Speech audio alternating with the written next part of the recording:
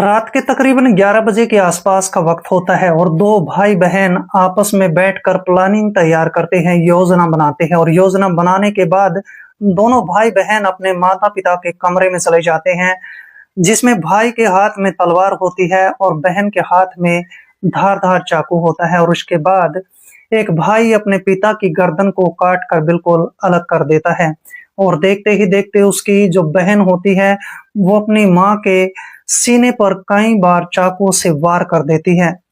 और इस तरह से दोनों भाई बहन अपने माता पिता की वहां पर निर्मम तरीके से हत्या कर देते हैं। आखिरकार इन दोनों भाई बहनों ने मिलकर अपने माता पिता की हत्या क्यों की थी, इसके पीछे आखिर क्या राज था, पूरी कहानी क्या थी। तो चलिए जानते हैं इस पूरी घटनाक्रम को कि आखिर में क्या हुआ था। नमस्कार दोस्तों, मैं कुलदीप राणा। आज की हमारी इस घटना की शुरुआत होती है राजस्थान के गुलाबी नगरी जयपुर से। जयपुर के अंदर ये खेजरौली नाम का गांव पड़ता है और इसी गांव में रहने वाला चेतन सिंह के पास अपनी 18 एकड़ जमीन होती है, रुपया होता है, पैसा होता है, इज्जत होती है, मान मर्यादा सब कुछ होता है। चेतन सिंह के दो बच्चे होते हैं। बड़े बेटे का नाम मनीष होता है, छोटी बेटी का नाम राधिका होता है। मनीष जो कि अपनी कॉलेज में पढ़ाई कर रहा होता है और जो चेतन की छोटी बेटी होती है राधिका, वो कक्षा 12 में अपनी पढ़ाई कर रही होती है। कुछ महीने पहले चेतन की पत्नी को एक सांप ने काट लिया था, जिसके कारण उसकी मौत हो जाती है। अब चेतन अपने घर में अकेला पड़ जाता है। वह सोचने लगता है कि उसकी बेटी राधिका दिन भर घर के कामकाज में व्यस्त रहती है, वो पढ़ाई नहीं कर पाती है। सिर्फ इसी बात को लेकर चेतन सिंह अब सोचने लगता है कि मुझे शायद दूसरी शादी कर लेनी चाहिए। और इस तरह से चेतन सिंह अब एक विधवा महिला मंजू के साथ अपनी दूसरी शादी कर लेता है। लेकिन जो मंजू होती है उसकी पत्नी, वह लालची किस्म की औरत होती है। मंजू देवी अपने पति चेतन को अपने वश में कर लेती है, अपने कब्जे में कर लेती है और जितनी भी घर में अचल संपत्ति होती है, रुपया पैसा होता है, उस पर अब मंजू अपना कब्जा कर चुकी होती है।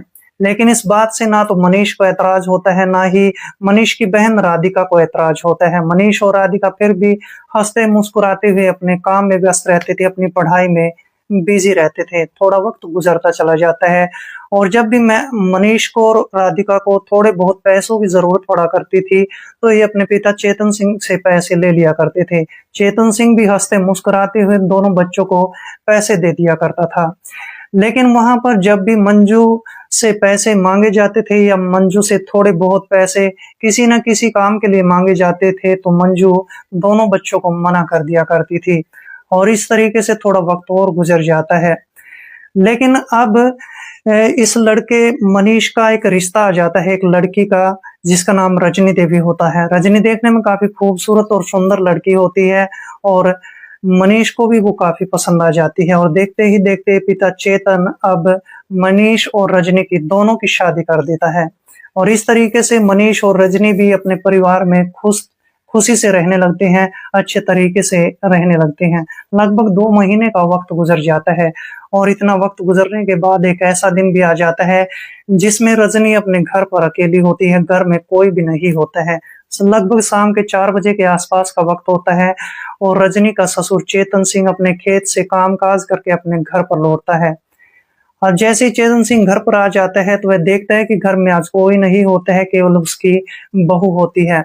चेतन सिंह अपनी बहू रजनी देवी को कहने लगता है कि आज घर में कोई भी नहीं है, क्या बात है। तभी रजनी हंसते मुस्कुराते हुए अपने ससुर को कहने लगती है कि पिताजी घर के जितने भी सदस्य हैं अपने अपने कामकाज से बाहर चले गए हैं और थोड़ी बहुत समय गुजरने के बाद वो घर पर लौट आएंगे। लेकिन वहां पर चेतन सिंह की नीयत जो है रजनी पर खराब हो जाती है।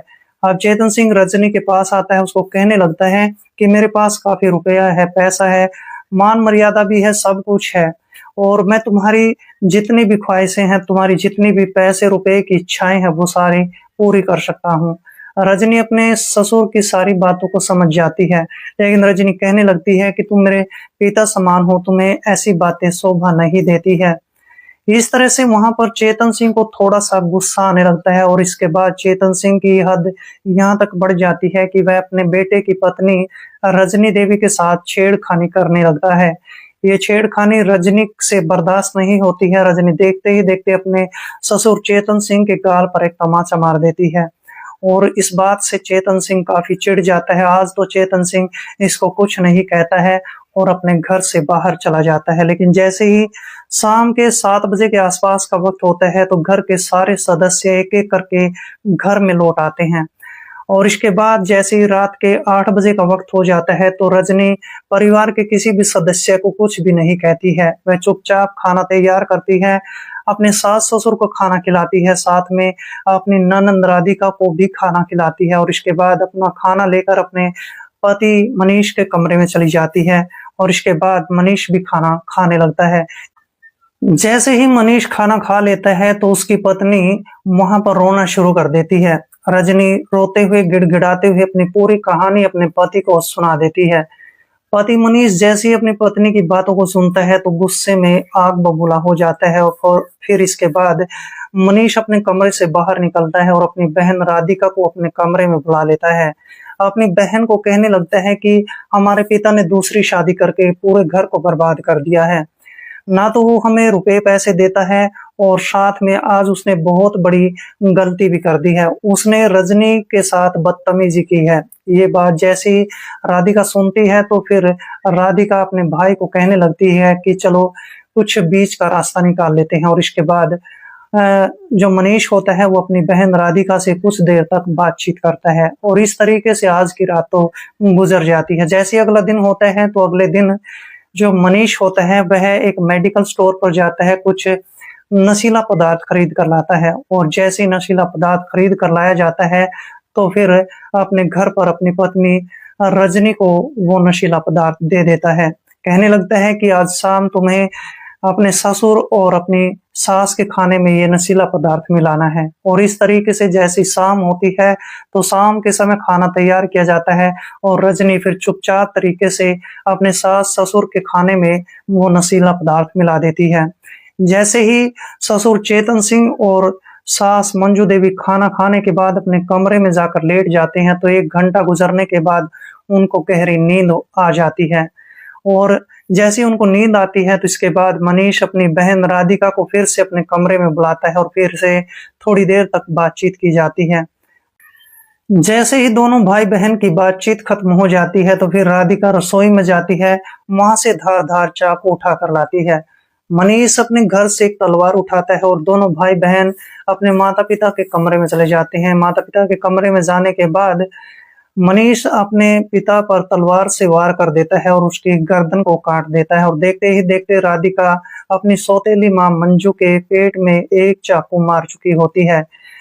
जैसे ही ये घटनाक्रम हो रहा होता है तो मंजू वहां पर इस लड़की राधिका को धक्का देती है और घर से बाहर निकलने में कामयाब हो जाती है। मंजू चिल्लाना शुरू कर देती है, शोर मचाना शुरू कर देती है और देखते ही देखते कुछ पड़ोसी जन वहां पर आ जाते हैं।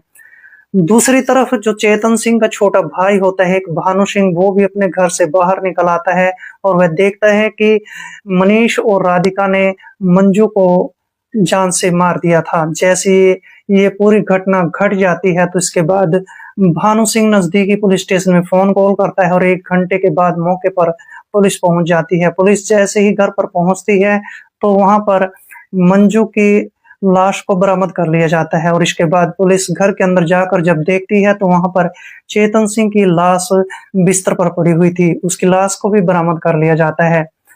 पुलिस अब इस लड़की राधिका और साथ में उसके भाई मनीष और मनीष की पत्नी रजनी देवी, इन तीनों को गिरफ्तार कर लेती है। तीनों को गिरफ्तार करने के बाद पुलिस स्टेशन में ले जाया जाता है। पुलिस स्टेशन में ले जाने के बाद इनसे सवाल जवाब किए जाते हैं और फिर मनीष और राधिका दोनों भाई बहन अपनी बीती हुई पूरी कहानी को पुलिस के सामने बयां कर देते हैं। इसके बाद पुलिस इन तीनों के खिलाफ चार्जशीट दायर कर लेती है। तीनों पर एक मुकदमा दायर कर दिया जाता है।